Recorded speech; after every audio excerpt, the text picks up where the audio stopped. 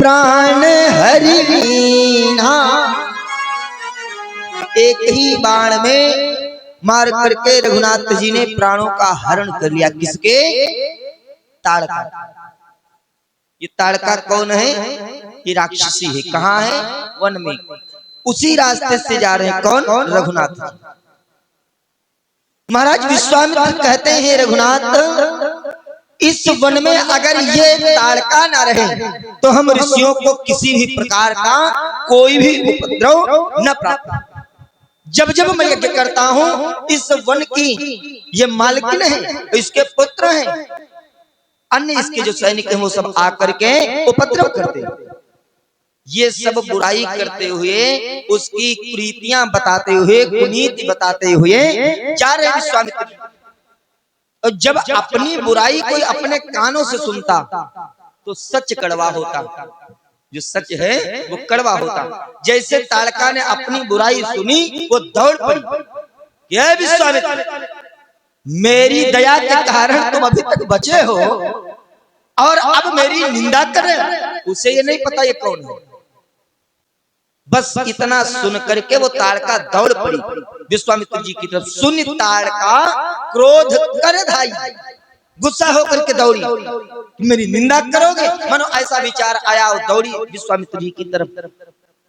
और जब अपने पिता की तरफ कोई भी आ रहा हो, कितना बलवान क्यों ना हो, कितना ही बलवान क्यों ना हो, लेकिन जब पिता की तरफ कोई आताताई बढ़ता है तो पुत्र ये नहीं देखता कि कौन आ रहा, फिर उससे कोई मतलब नहीं रह जाता। क्यों? क्योंकि पिता का अपमान कोई पुत्र सहन नहीं कर सकता। विश्वामित्र जी कौन है? रघुनाथ जी के पिताजी। क्यों? क्योंकि अभी चौपाई आपने श्रवण की थी, तुम मुनि पिता आन नहीं को, आप ही आज से इनके पिता। जैसे ताड़का दौड़ी ऋषि विश्वामित्र जी की तरफ, रघुनाथ जी ने एक बाण निकाला और फिर ये नहीं देखा सामने कौन है, बस एक ही बाण प्राण हरि लीन्हा। जब प्राणों का हरण हो गया। अच्छा एक बात बताओ, इंसान कितना ही दुष्ट क्यों न हो, लेकिन जब आत्मा निकल जाती है फिर बताओ उसकी दुष्टता रह जाती है। फिर वो कोई दुष्टता धृष्टता कर सकता? तब वो कुछ नहीं कर सकता। वो निस्सहाय हो जाता है, निर्बल हो जाता है। जब प्रभु रघुनाथ जी ने देखा कि अब तो अभी ये दौड़ के आ रही थी मारने के लिए, लेकिन अब तो ये धड़ाम से पृथ्वी पर गिर पड़ी, तो रघुनाथ जी ने क्या किया? बोले दीन जान, उसको बड़ा दीन जाना, बड़ा निर्बल जाना। दीन जानते ही निज पद दीन, अपने चरणों में स्थान दिया। किसे? ताड़का को। किसने? रघुनाथ जी ने। और चलते चलते आश्रम पहुंचे हैं। कहाँ? विश्वामित्र जी के। संध्या का समय हो गया है, आश्रम पहुंच गए, विश्राम किया। जैसे प्रातः काल का समय हुआ, रघुनाथ जी हाथ जोड़ते हैं और गुरुदेव से कहते हैं, गुरुदेव प्रात कहा मुनि सन रघुराई, प्रात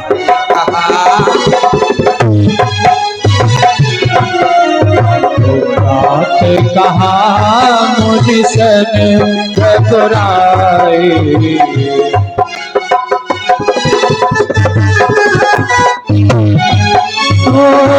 प्रात कहा मुनि सन रघुराई, निर्भर यज्ञ करहु तुम जाई, निर्भर यज्ञ करहु तुम जाई।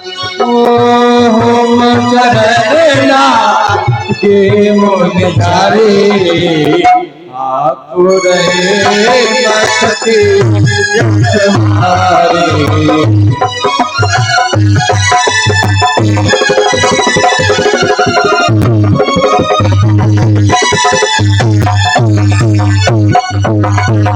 जैसे प्रातः काल का समय हुआ, रघुनाथ जी ने गुरुदेव को प्रणाम किया और कहा, हे गुरुदेव अब आप यज्ञ आरंभ करिए। और आरंभ कैसे करना है? बोले निर्भय, निर्भय होकर, निडर होकर के आप यज्ञ आरंभ करिए। अब किसी भी प्रकार की बाधा व बाधक नहीं आएंगे। और यदि आएंगे तो उस यज्ञ के संरक्षण में, उस यज्ञ की रक्षा हम कर रहे हैं। आज विश्वामित्र जी रघुनाथ जी के वचनों को श्रवण करके अपने शिष्यों के साथ यज्ञ आरंभ करते हैं। जैसे यज्ञ आरंभ हुआ तो रघुनाथ जी स्वयं उस यज्ञ की रक्षा कर रहे हैं। आज आहुतियां पढ़ने लगी, स्वस्थ वाचन वेदोच्चारण होने लगा, और जैसे ही यज्ञ आरंभ हुआ तो वो तो उन सब की प्रतिदिन की प्रतिक्रिया थी। जब धुआं उठता, जब स्वाहा स्वाहा की ध्वनि कान में आती, राक्षस आ जाते। जैसे आहुतियां पड़ी, जैसे यज्ञ आरंभ हुआ, धुआं दिखा, वो राक्षस दौड़ पड़े। कौन कौन राक्षस दौड़े? मारीच, सुबाहु आदि राक्षस दौड़ पड़े यज्ञ विध्वंस करने के लिए। कि आरंभ यज्ञ के होते ही निश्चर का तल है पहुंचा। आरंभ यज्ञ के होते ही निश्चर का तल है आ पहुंचा।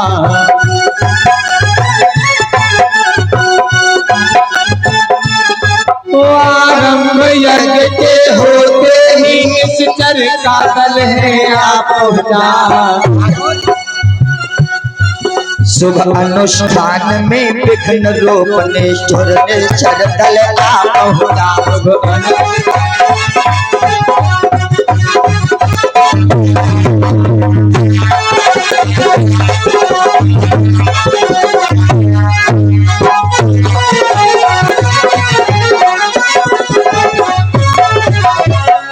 जैसे यज्ञ आरंभ हुआ, वो निशाचरों का समूह आ गया विध्वंस करने के लिए। तो सबसे पहले तो मारीच बहुत गुस्सा था, क्योंकि ताड़का मारी जा चुकी थी, उसकी जो लीडर थी वो मारी जा चुकी थी, इसलिए सबसे आगे मारीच है। और जैसे मारीच दौड़ा, रघुनाथ जी ने देखा तो बिना मतलब का एक बाण निकाला, बिना मतलब का, जिसका कोई मतलब नहीं था। बिनु फरमान राम ते ही मारा, बिना फर का बाण चला दिया रघुनाथ जी ने। और जब बिना फर का बाण है तो इसका कोई मतलब तो था नहीं, लेकिन रघुनाथ जी ने चलाया है तो उस बाण में इतना वेग है, इतनी तीव्रता है, इतना वो फास्ट चल रहा है, जो लगते ही वो मारीच सतयोजन का सागर पार, 100 योजन पार जाकर के गिरा। कौन? मारीच। किस बाण से? बिना फर के बाण लगने से। अब मारीच तो उड़ गया। अब सुबाहु आगे बढ़ा, सुबाहु को रघुनाथ जी ने अग्निबाण से संधान किया, अग्निबाण से उसको भस्म कर दिया। और जितने राक्षस थे वो आते गए, उनको लक्ष्मण जी ने समाप्त किया। धीरे धीरे वो यज्ञ संपन्न। आज जब यज्ञ संपन्न हो गया, विश्वामित्र जी बहुत प्रसन्न हैं। धीरे धीरे 2-4 दिन समय व्यतीत हुआ, तब तक एक पत्रिका आई महाराज विश्वामित्र जी के पास। उस पत्रिका में स्नेह निमंत्रण लिखा हुआ था। उस स्नेह निमंत्रण को जब विश्वामित्र जी ने पढ़ा तो बहुत प्रफुल्लित हुए। वो स्नेह निमंत्रण कहाँ का रहा महाराज? वो स्नेह निमंत्रण जनकपुर से आया था विश्वामित्र जी के पास, और उसमें लिखा था, हे महाराज की आपको सादर कोट कोट सप्त मन वंदन अभिनंदन, आपको मेरा प्रणाम। मैं जनक अपनी पुत्री सीता का पाणी में संस्कार करना चाहता हूँ। उसके उपलक्ष्य में मैंने एक प्रण किया है कि हमारे पास जो भगवान शिव की धरोहर रखी है, धनुष रखा हुआ है, उस धनुष की जो राजा महाराजा राजकुमार प्रतिज्ञा को चढ़ाएगा, उसके साथ मैं अपनी पुत्री का विवाह, इसलिए मैं ये स्वयंवर कर रहा हूं। और मेरी पुत्री को आशीर्वाद देने के लिए और इस यज्ञ को, इस धनुष यज्ञ को संपन्न बनाने के लिए आप अपनी उपस्थिति प्रदान कर हमें अनुग्रहित करें, ऐसा निवेदन लिखा है। उस निवेदन को पढ़े विश्वामित्र जी बहुत प्रसन्न हुए। आज विश्वामित्र जी कहते हैं, हे रघुनाथ जी, मेरे लिए निमंत्रण आया है, क्या तुम चलोगे मेरे साथ? भगवान बोले, कहाँ चलना है? काहे का निमंत्रण है गुरुदेव? विश्वामित्र जी कहते हैं, जनकपुर से निमंत्रण आया है और धनुष यज्ञ का महोत्सव है। और जैसे धनुष यज्ञ का महोत्सव रूपी नाम सुना रघुनाथ जी ने तो कहा, हाँ गुरुदेव चलेंगे। गोस्वामी जी वर्णन करते हैं कि धनुष यज्ञ सुनी रघुकुल नाथा हरसी चले मुनि वर के साथा।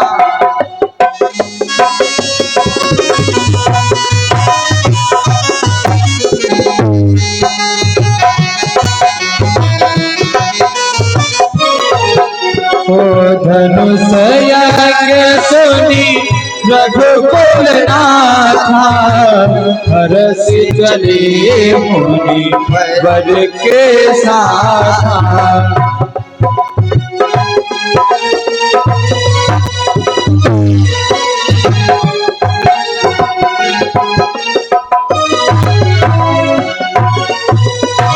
धनुष यज्ञ सुनी रघुकुल नाथा।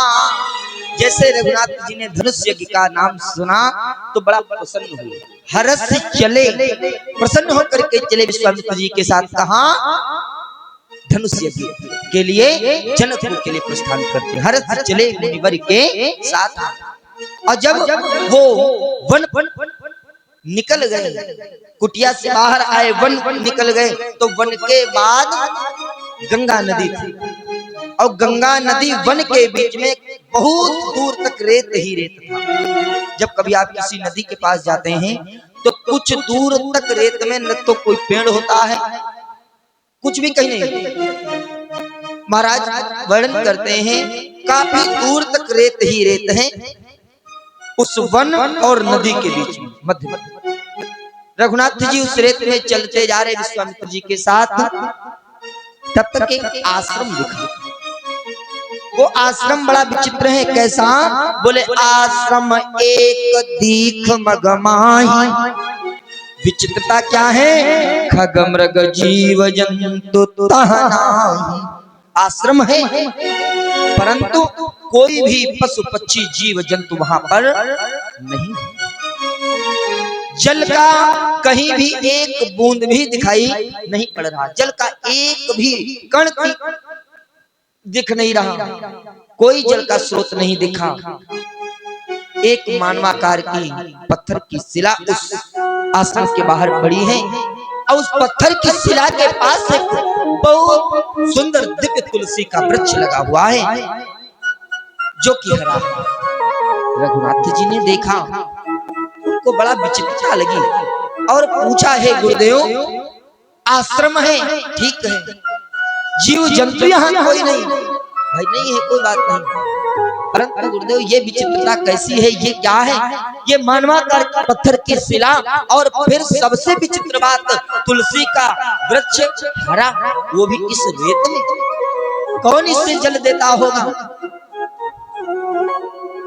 पूछा मुनि शिला प्रभु देखी। विश्वामित्र जी से पूछा रघुनाथ जी ने उस शिला को देखते, तो गोस्वामी जी ने एक ही दोहे में पूर्ण कथा लिख दी। वर्णन आया, महाराज विश्वामित्र जी कहते हैं रघुनाथ जी से कि ये पत्थर की शिला कोई पत्थर की शिला नहीं है। हे रघुनाथ, ये पत्थर की शिला ऋषि गौतम की पत्नी अहिल्या। तो बोली ये पत्थर कैसे हुई? विश्वामित्र जी कहते हैं एक बार की बात है हे रघुनाथ जी, देवराज इंद्र की सभा लगी हुई थी, वहां सभी देवता विराजमान थे, सभी देवता बैठे हुए थे। तो देवराज इंद्र अपने सूर्य से पूछता कि हे सूर्य, इस धरातल पर, इस पृथ्वी पर सबसे सुंदर स्त्री कौन है? पूछा देवराज इंद्र ने, किससे? सूर्य से। सूर्य ने कहा, हे प्रभु, जब मैं अपने तेज के साथ धरातल पर जाता हूँ, प्रकाश फैलाता हूँ, तो मुझे देख करके सभी स्त्री पुरुष अपनी कुटिया में प्रवेश कर जाते हैं, तो मैं देख नहीं पाता हूँ, तो मुझे ये ज्ञात नहीं है। चंद्रमा से पूछा, चंद्रमा ने बताया कि हे महाराज, अगर पृथ्वी पर नहीं तीनों लोकों में इस समय सबसे सुंदर स्त्री कहीं है तो वो पृथ्वी पर गौतम की पत्नी भैया अहिल्या। आज जैसे ये बात सुनी इंद्र लालायित हुआ, ठीक है मैं देखना चाहूंगा। चंद्रमा लेकर के आया, जैसे इंद्र की नजर पड़ी मैया अहिल्या पर, इंद्र आसक्त हुआ और चंद्रमा से कहता है, चंद्रमा मैं अहिल्या को पत्नी के स्वरूप में देख रहा हूं। जैसे पत्नी एक पति के संबंध होते हैं, ऐसे ही अहिल्या को मैं देख रहा हूं। संपूर्ण वृत्तांत चंद्रमा ने बता दिया। क्या वृत्तांत बताया? गौतम ऋषि जी का एक बड़ा सुंदर नियम है, प्रतिदिन 4 बजे उठते हैं और गंगा नदी में स्नान करने चले जाते हैं। उठते कैसे हैं? जब अरुण शिखा की धुनी सुनते। अरुण शिखा जानते हैं क्या? मुर्गा। क्या बात है, जय जयकार हो। जब ऐसे श्रोता बैठे हो तो बताने की कोई आवश्यकता नहीं। अरुण शिखा धुन कान, मुर्गे की आवाज को सुनकर के उठते हैं। तब ये पहले वॉच नहीं हुआ करती थी, ये घड़ी जो है ये तब नहीं थी। मुर्गे की आवाज को सुनकर के लोग प्रातः काल समझ जाया करते थे। प्रातः काल उठ करके ऋषि विश्वामित्र महाराज गौतम स्नान करने जाते हैं। पूरा वृत्तांत बताया। तब इंद्र ने कहा, ठीक है आज मुर्गा 4 बजे नहीं बोलेगा। तो बोले फिर कब बोलेगा? बोले आज मुर्गा अर्धरात्रि में बोलेगा। बोले अर्धरात्रि में मुर्गा काहे बोलेगा? उसका तो नियम है प्रातः काल बोलता। तो बोले वो मुर्गा थोड़ी होगा, वो तो बनुआ मुर्गा होगा, बनने वाला। बोले बनेगा कौन? बोले अब और किसी को बनाने की क्या आवश्यकता है? तुमसे बेहतर कौन हो सकता? चंद्रमा से कहा तुम ही बन जाओ। बोले क्या बनना है? कहा मुर्गा। बोले करना क्या? बोले आवाज लगानी है अर्धरात्रि में। देवराज इंद्र राजा है, अब राजा यदि बात कहे कौन टाल सकता? चंद्रमा ने कहा ठीक। इंद्र कहता है क्या? कि तुम मुर्गा बन जाना, मैं बाबा बन जाऊंगा। तुम मुर्गा बन जाना, मैं बाबा बन जाऊंगा।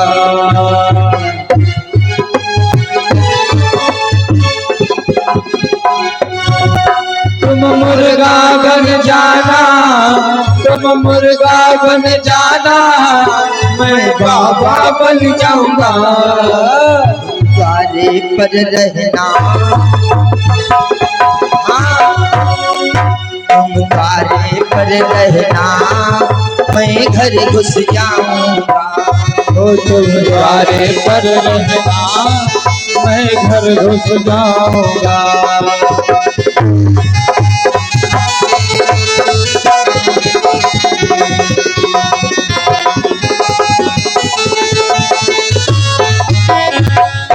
द्वारे पर पहरा देना, मुर्गा बन करके आवाज लगाना। गौतम ऋषि स्नान करने जाएंगे, मैं उन्हीं का स्वरूप धारण करके घर में प्रवेश करूंगा। आज दोनों की मंत्रणा एक हो गई और उस रात्रि वही हुआ। अर्धरात्रि हुई, चंद्रमा मुर्गा बन गया, आवाज लगाई। गौतम ऋषि जी का नियम था, अपना कमंडल लिए, धोती लिए और गंगा नदी में स्नान करने के लिए चल पड़े। जैसे ही गौतम ऋषि जी स्नान करने के लिए गए, इधर इंद्र गौतम का स्वरूप धारण करके कुटिया में प्रवेश कर गया। और जैसे गौतम ऋषि जी गंगा नदी में प्रवेश करते हैं, कल कल की धुन हुई। मैया गंगा निद्रा में थी, नींद खुली, देखा गौतम स्नान कर रहे हैं। मैया गंगा ने गौतम से कहा है, गौतम अर्धरात्रि में तुम यहाँ क्या कर रहे हो? गौतम ऋषि अचानक चौंक गए, बोले हे मैया मैं तो रोज प्रातः काल मुर्गे की आवाज सुनता हूँ, रोज इसी समय आता हूँ। मैया गंगा ने कहा अभी आधी अर्धरात्रि है, रात के 12 बजे, इतनी रात में मुर्गा कौन बोल सकता? मैया गंगा ने नेत्र बंद किए, ध्यान किया तो घर का वो कृत्य सब सम्मुख आ गया। मैया गंगा ने संपूर्ण वृत्तांत गौतम से कह दिया। गौतम ऋषि जी क्रोधित हुए, आज ओठ आपस में लड़ने लगे, आंख अंगारी जैसी लाल लाल हो गई और वो भीगी धोती कंधे पे डाल ली और दौड़ते हुए आए। कहा? अपने आश्रम। देखा वही आवाज जिसकी सुनी थी, वो चंद्रमा द्वार पर टहल रहा, मानो पहरा दे रहा हो। वो भीगी धोती उस चंद्रमा के ऊपर प्रहार कर दिया। किसने? गौतम ऋषि जी ने। आज भी जब पूर्ण चंद्रमा निकले तो आप देखो चंद्रमा में धब्बा नजर आता है, काला काला, तो मानो वो चंद्रमा को कलंक लगा हो। प्रवेश किया, देवराज इंद्र मंतव्य को पूर्ण करके बाहर आ रहा था। जैसे देवराज इंद्र को देखा, इंद्र को श्राप दिया, ऐ दुष्ट, जिस कारण से तू आया है मैं तुझे श्राप देता हूँ, तुझे सहस्त्रग हो जाए। आगे बढ़े, मैया अहिल्या हाथ जोड़े बैठी हैं। अब तक तो वो भी अब समझ चुकी। जैसे गौतम जी सम्मुख पहुंचे, मैया अहिल्या चरणों में गिर पड़ी कि हे प्राणेश्वर अब क्षमा करो, मैं दीन दुखी दुखियारी हूँ।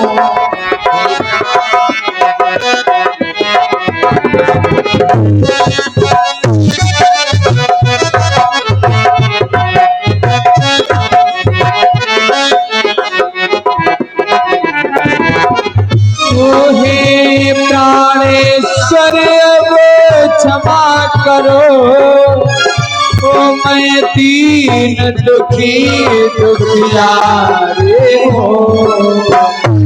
कुछ भी अब प्रबल तारही नहीं, कुछ भी प्रबल तारही नहीं। आपके चरणों की दासी हूँ।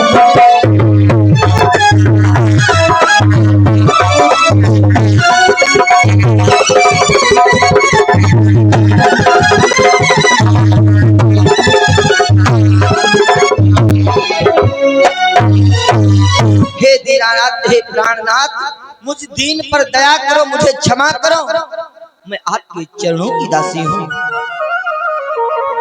लेकिन गौतम ऋषि जी क्रोधातुर हैं। क्रोधावस्था में